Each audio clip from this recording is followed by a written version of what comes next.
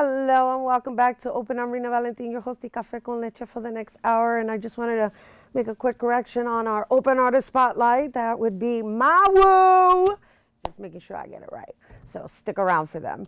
Always inviting you, we're always inviting you too to get social with us online. Tweet us and follow us on Instagram at BronxNet TV with 2 T's, and like us on Facebook at Open BronxNet Television. And of course, while you're there, don't forget, follow me on Twitter, Instagram, FB, Snapchat at Rita Valentin.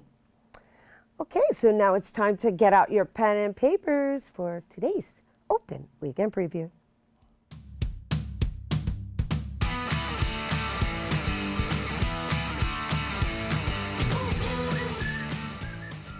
First up for you to check out, Full Forest Weekend. Immerse yourself in the beautiful fall foliage at the Thine Family Forest located on the grounds of the New York Botanical Gardens. Activities include a scenic canoe trip down the Bronx River, bird watching guided tours, and some more. And all of this is taking place on Saturday, November 5th and Sunday, November 6th from 11 a.m. to 4 p.m. at the New York Botanical Gardens, which is located on 2900 Southern Boulevard in the Bronx. And for more information, visit nybg.org.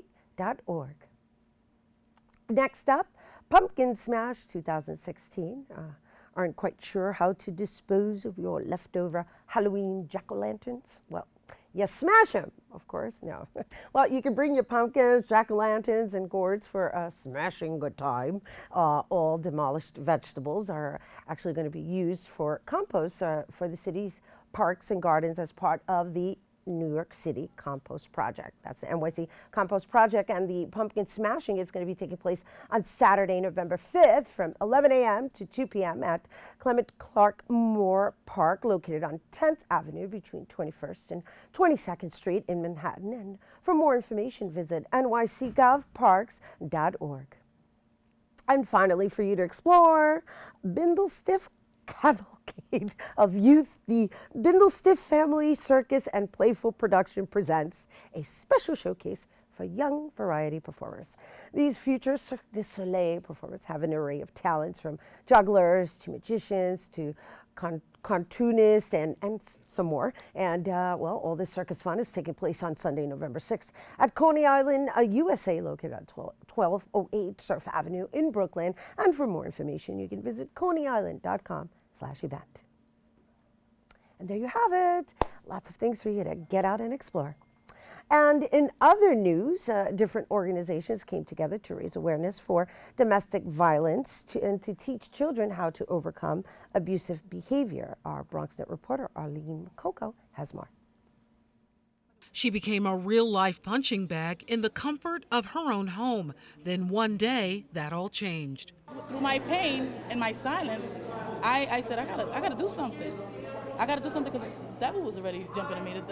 I was feeling a way that I didn't feel good. Now Lisandro La Nina Velasquez, a New York Daily News Golden Gloves champion and boxing coach at the Morris Park Gym, is showing others how they can defend themselves while participating in the first ever Telling Our Stories event in recognition of Domestic Violence Awareness Month at the Holy Family School in the Castle Hill section. What happened to me was a purpose. I learned from this. I learned from it. At first, I didn't feel like I was learning or getting anything from it, because I was too focused on the pain and the fear and everything that went. But once you overlook that and you see that all this you went through, you actually learned something. You know what I'm saying? Sponsored by the Bronx Veterans Chamber of Commerce and Devil Dog USA, an organization that helps veterans access services upon returning from active duty, host Kathleen Canzaniero, an editor with the Bronx Chronicle, wanted to provide a safe space where former victims could share their stories of survival and triumph while educating communities on what to look out for. Most important thing that they need to know is that they are not alone, and that there are other people out there. And the best first step is to find a community.